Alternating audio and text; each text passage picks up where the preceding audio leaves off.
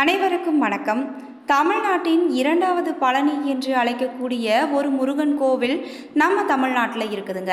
அது எங்கே இருக்குதுன்னு உங்களுக்கு தெரியுமா? அந்த கோவிலுடைய பல சுவாரஸ்யமான தகவல்களை இந்த பதிவின் மூலமாக நம்ம முழுவதுமாக தெரிஞ்சுக்க போகிறோம்.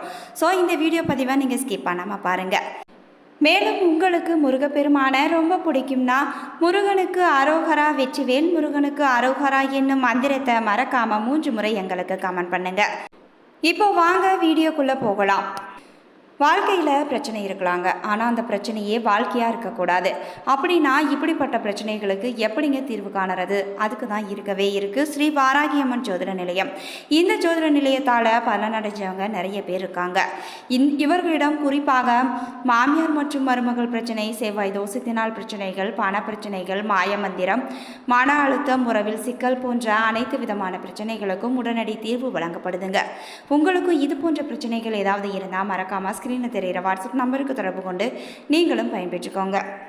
பழனி முருகன் கோவில் முருகனது சிறப்புடைய கோவில்களில் ஒன்றாக கருதப்படுது. இதனுடைய சிறப்பு நாம் அனைவருக்கும் தெரிந்தது தாங்க. மிகவும் சிறப்பு வாய்ந்த கோவில் என்றும் சொல்லப்படுது. மேலும் பழனி முருகன் கோவில் முருகனின் அறுபடை வீடுகளில் ஒன்றானது என்பது நம் அனைவரும் அறிந்தது தான். இங்குள்ள முருகனது சிலை போகர் எனும் சித்தரால் உருவாக்கப்பட்டது. முருகனது கோவில் குன்றின் உச்சியில் அமைஞ்சிருக்குது. முருகனின் சிலை நவபாசானத்தால் சித்தர்களின் ஒருவரான போகரால் வடிவமைக்கப்பட்டது. இங்கு நடக்கும் குறிப்பிடத்தக்க திருவிழாக்கள் தைப்பூசம், பங்குனி உத்திரம், சூரசம்ஹாரம் போன்றவைகளுக்கு நாமும் சென்றிருப்போம். ஆனால் கோவை பழனி பற்றி கேள்விப்பட்டது உங்களுக்கு தெரியுமாங்க?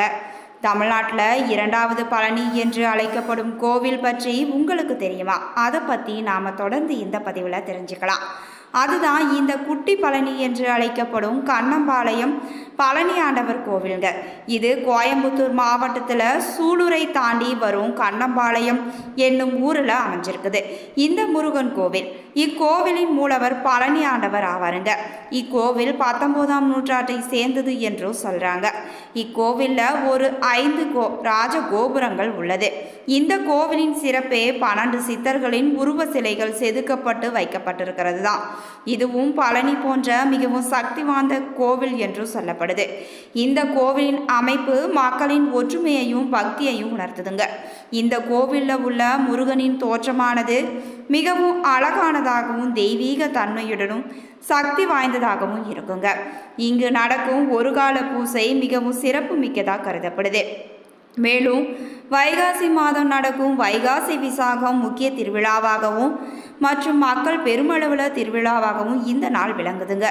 இங்கு அமாவாசை, பௌர்ணமி, சஷ்டி போன்ற நாட்களில் மிகவும் விசேஷமாக இருக்குங்க.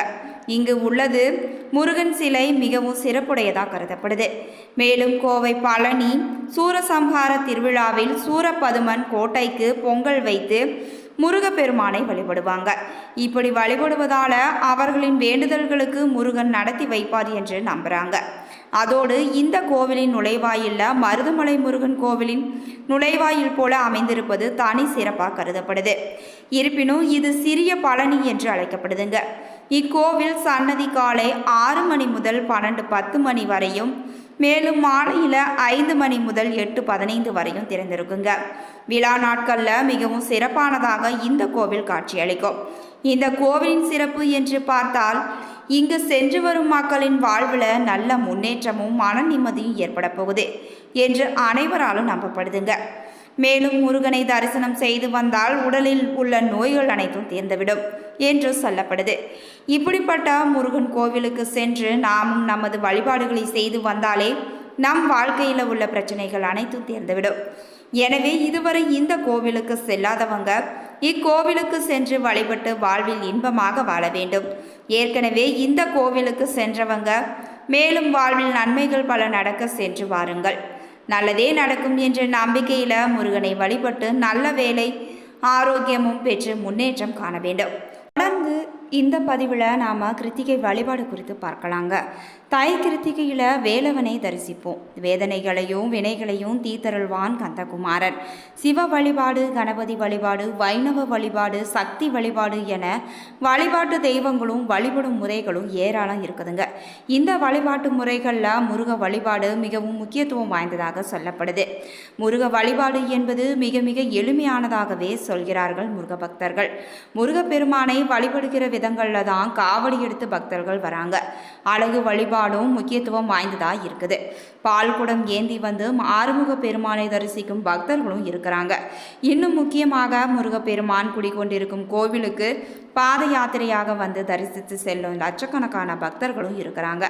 ஆறுபடை வீடுகள் முருக கடவுளுக்கு அமைந்திருக்குதுங்க. தை மாதம் என்பது வழிபாட்டுக்கான அற்புதங்க. தை மாதத்தில் இயற்கையையும் வணங்குறோம், கால்நடைகளையும் வணங்கி வழிபடுறோம். தை மாதத்தில் தான் முருக கடவுளுக்கு பூச திருவிழா விமரிசையாக நடைபெறுதுங்க. திதியில் சஷ்டி திதி முருக கடவுளுக்கு உகந்த நாளாக கருதப்படுது. மாதந்தோறும் வருகிற சஷ்டியில் விரதம் மேற்கொண்டு முருக கடவுளை தரிசித்து வணங்கி செல்வாங்க பக்தர்கள். அதே போல் நட்சத்திரங்களின் அடிப்படையிலும் முருக கடவுளுக்கு உரிய தினங்கள் இருக்குதுங்க. பங்குனி மாதத்தின் உத்திரம் நட்சத்திர நாளில் முருக கடவுள் குடிக்கொண்டிருக்கும் ஆலயங்களில் சிறப்பு வழிபாடுகளும் நடைபெறும்.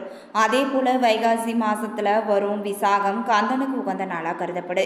இந்த நாளையும் வேலவனை தரிசித்து வணங்கலாம். அதே போல் நட்சத்திரங்களில் கிருத்திகை நட்சத்திரம் மிக மிக முக்கியமான நட்சத்திர நாளாக கருதப்படுது. மாதந்தோறும் வருகிற கிருத்திகை நட்சத்திர நாள் விசேஷமானதுங்க.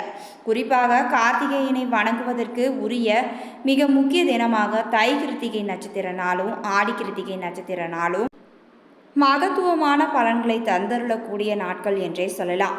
உத்தராயண புண்ணிய காலத்தின் தொடக்க மாதத்தில் வருகிற கிருத்திகையும் தட்சிணாயன புண்ணிய காலத்தில் வருகிற கிருத்திகையும் மும்மடங்கு பலன்களை தரக்கூடியது என்று சொல்கிறாங்க. மேலும் சனிக்கிழமை தை மாத கிருத்திகை இந்த அற்புதமான நாளில் அருகில் உள்ள முருகப்பெருமான் குடிகொண்டிருக்கும் கோவிலுக்கோ முருகப்பெருமான் சந்நிதி கொண்டிருக்கும் கோவிலுக்கோ சென்று மனக்குளிர தரிசனம் செய்யலாங்க. மேலும் நீங்கள் மனதார பிரார்த்தனையும் செய்யலாம்.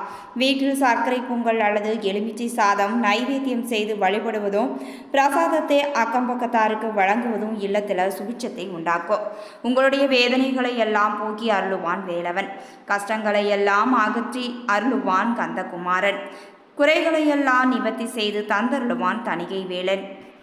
முருக வழிபாடானது மிகவும் தொன்மை மிக்கதுங்க. சிவனின் மகனான முருகனுக்கும் தமிழர்களுக்கும் இருக்கக்கூடிய தொடர்பு என்பது வரலாற்று காலத்திற்கு முற்பட்டதாக கருதப்படுது.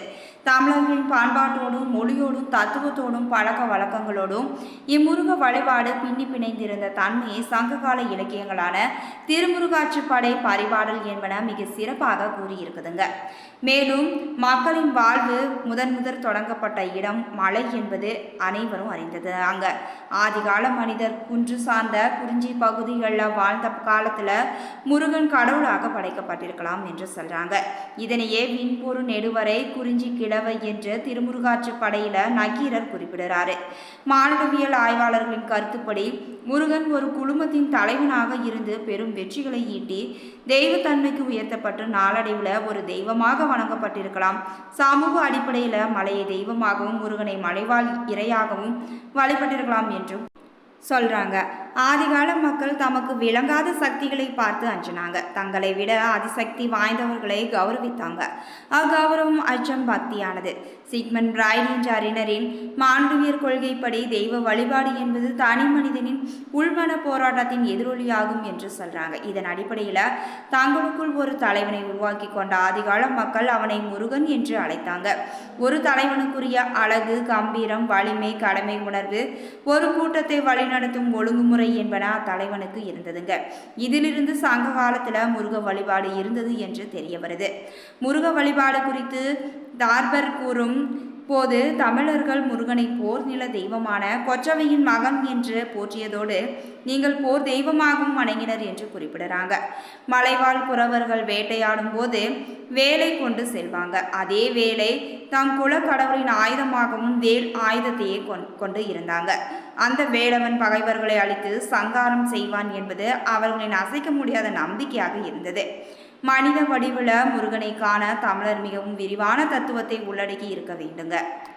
இதுவரைக்கும் நாம் இந்த வீடியோ பதிவில் கோவை மாவட்டத்தில் அமைந்திருக்கக்கூடிய முருகன் கோவிலை பற்றி, அதாவது தமிழ்நாட்டின் இரண்டாவது பழனி என்று அழைக்கக்கூடிய கோவை பழனி முருகன் கோவிலை பற்றிய முழு தகவலையும் தெரிஞ்சுக்கிட்டோம். மேலும் கிருத்திகை நட்சத்திர நாளில் முருகனை எப்படியெல்லாம் வழிபடலாம் அப்படிங்கிறத பற்றியும் தெரிஞ்சுக்கிட்டோம். இந்த பதிவானது உங்களுக்கு ஒரு நல்ல பதிவாக இருந்திருக்கும் நம்புறேன். இது போன்ற பதிவுகளை நீங்கள் உடனுக்குடன் தெரிஞ்சுக்கணும்னா மறக்காமல் எங்களுடைய சேனலை சப்ஸ்கிரைப் பண்ணுங்கள். கூட இருக்க பெல் பட்டனையும் மறக்காமல் கிளிக் பண்ணுங்கள். அப்போ தான் நாங்கள் போடுற ஒவ்வொரு பதிவும் நோட்டிஃபிகேஷன் மூலமாக உடனுக்குடன் உங்களை வந்து சென்றடையுங்க. நன்றி நண்பர்களே.